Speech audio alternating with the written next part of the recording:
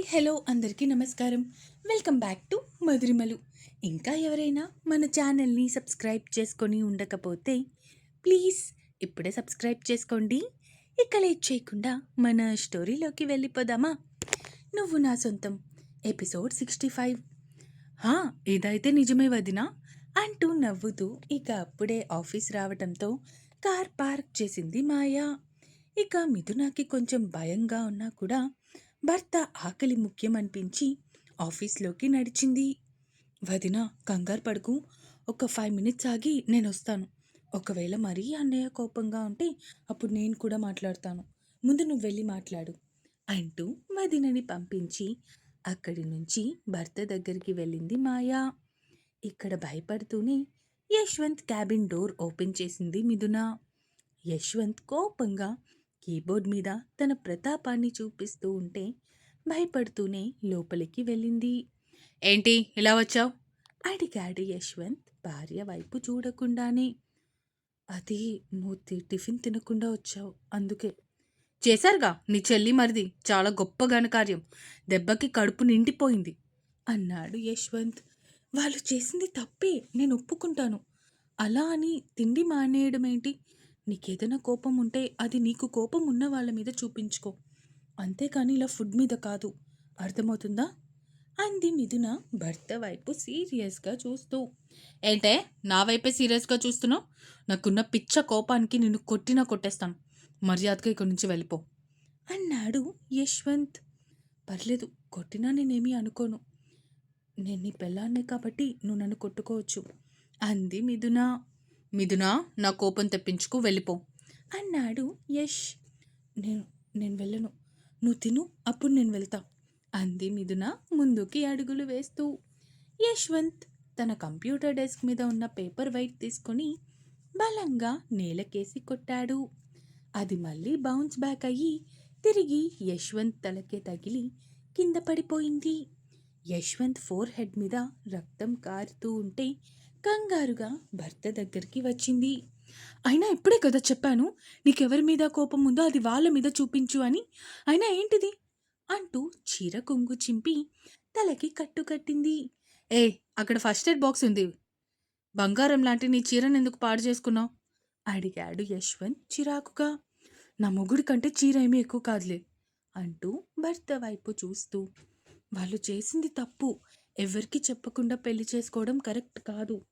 కానీ మనం కూడా ఒకసారి వాళ్ళ ప్రేమ గురించి ఆలోచించాలి కదా అంది మిథున భర్త వైపు చూస్తూ. అవును, వాళ్ళదే అమరి ప్రేమ. మరి అయినా స్నిగ్ధ నా తమ్ముడికి భార్యగా నేను ఒప్పుకోలేకపోతున్నాను అన్నాడు యశ్వంత్. యష్, నేను ఒక విషయం చెప్తా, నువ్వు తప్పుగా అనుకోవద్దు. నువ్వు కూడా ఇంతకుముందు ఎలా ఉండేవాడివి, ఇప్పుడు ఎలా ఉన్నావు? ఒక్కసారి ఆలోచించు. నువ్వే మారిపోయావు నేను నీ లైఫ్లోకి వచ్చిన తర్వాత. అలాగే ఆర్య తన లైఫ్లోకి రావడంతో స్నిగ్ధ కూడా మారుతుంది అని నేను అనుకుంటున్నాను. అయినా తన మాటలు అబద్ధం చెప్పినా కళ్ళల్లో నిజం తెలిసిపోతుంది. ఇంతకు ముందెప్పుడు తను కనీసం నన్ను అక్క అని కూడా పిలవలేదు. నాతో ప్రేమగా నటించాల్సి వచ్చిన టైంలో కూడా తను నన్నెప్పుడూ అక్క అని పిలవలేదు. అలాంటిది ఇప్పుడు పిలుస్తుంది అంటే తను మారిపోయింది అంది భర్త వైపు చూస్తూ. సరే, అమ్మ నాన్న ఒప్పుకుంటే నాకేం ప్రాబ్లం లేదు. ఇంతకీ అమ్మ వాళ్ళకి విషయం తెలిసిందా? ఆ, మాయ ఫోన్ చేసింది ఇందాకే. వాళ్ళు బయలుదేరారు, ఒక 5-6 గంటల్లో ఇక్కడ ఉంటారంట అంది మిథున టిఫిన్ బాక్స్ ఓపెన్ చేస్తూ. ఏ, నాకేం వద్దే అన్నాడు యష్. బాగుంది, మరి చెప్తున్నా కదా అంటూ కసిరి మరీ భర్తకి టిఫిన్ తినిపిస్తూ ఉంది మిథున. భార్య పెడుతుంటే మొదటి 2 ముద్దలకి బతిమాలించుకున్న తర్వాత హాయిగా తినేశాడు యశ్వంత్. మిథున భర్త తినేసిన తర్వాత బాక్స్ పట్టుకొని భర్త వైపు చూస్తూ, నేను ఇంటికి వెళ్తున్నాను, మాయా కూడా నాతో పాటు వచ్చేసింది, తనని తీసుకొని వెళ్తున్నాను అంటూ భర్తకి చెప్పేసి తన నుదుటి మీద ముద్దు పెట్టుకొని, చిన్న దెబ్బ అని నెగ్లెక్ట్ చేయకు, ఒకసారి హాస్పిటల్కి వెళ్ళు, అర్థమైందా? నేను రిషి అన్నయ్యకి కూడా చెప్తా. నువ్వు మా అన్నయ్యని బెదిరించడానికి అస్సలు ప్రయత్నించుకు, బాగోదు, అన్నయ్య చెప్పినట్టు విను అంటూ అక్కడి నుంచి బయటికి వచ్చేసింది మిథున. ఇక్కడ అదే టైంకి మాయా కూడా రావడంతో, ఏమైంది అన్నయ్య బాగా కోపంగా ఉన్నాడా? మీ అన్నయ్యకి ఊ అన్నా, ఆ అన్నా ముందొచ్చేదా కోపమే కదా! అంది మిథున. ఆ మాటకి నవ్వుకుంటూ అక్కడి నుంచి వెళ్ళిపోయారు ఇద్దరూ తిరిగి ఇంటికి. ఇక్కడ శౌర్య కూడా పని ఉంది అని బయటికి వెళ్ళిపోవటంతో ఇంట్లో ఆర్య, స్నిగ్ధ మాత్రమే ఉన్నారు. ఆర్య, నాకు నిజంగా భయమేస్తుంది. నీ పేరెంట్స్ అయినా నన్ను యాక్సెప్ట్ చేస్తారా? ఇప్పటికే బావగారు నన్ను యాక్సెప్ట్ చేయట్లేదు. ఇంకా అడిగింది స్నిగ్ధ కంటి నిండా నీళ్లతో. ఖచ్చితంగా యాక్సెప్ట్ చేస్తారు. కంగారు పడకు స్నిగ్ధ. నువ్వు కంగారు పడి నన్ను కంగారు పెట్టకు. ఇప్పటికే భయంగా ఉంది. తప్పు చేశామా మనం పెళ్లి చేసుకొని? అడిగింది స్నిగ్ధ భర్త వైపు చూస్తూ. నేను లేకుండా నువ్వు ఉండగలవా? అడిగాడు ఆర్య భార్య వైపు సూటిగా చూస్తూ. లేదు అన్నట్టు తల అడ్డంగా ఊపింది స్నిగ్ధ. నేను కూడా నువ్వు లేకుండా ఉండలేను బంగారం. అందుకే ఇంకా నా దగ్గర ఇది తప్ప వేరే ఆప్షన్ లేకపోయింది. అందుకే పెళ్లి చేసుకున్నాను. అయినా తప్పో ఒప్పో ఏదో ఒకటి మన మధ్య ఒక బంధం అయితే ఏర్పడిపోయింది కదా! ఇక ఆ బంధం ఎప్పటికీ పోదు. అర్థమైందా?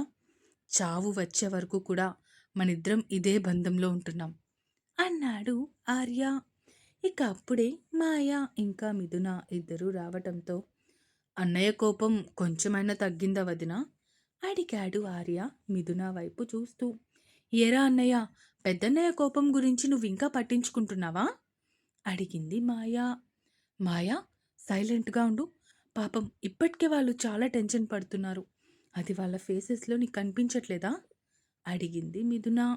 నువ్వొకదానివి అందరినీ వెనకేసుకొస్తావు అంటూ తన వదిన వైపు చూస్తూ చెప్పి అక్కడి నుంచి సోఫాలో కూర్చుంది. ఇక ఒక 10 నిమిషాలకి అక్కడికి వచ్చిన రెడ్డి గారు ఇంటి బయట నుంచే గట్టి గట్టిగా అరవడం మొదలుపెట్టారు. ఒసే మిథున, బయటికి రావే. ముందు నీ మొగుడుతో కలిసి నా ఆస్తి మొత్తం కొట్టేశావు. ఇప్పుడిలా చేసావా?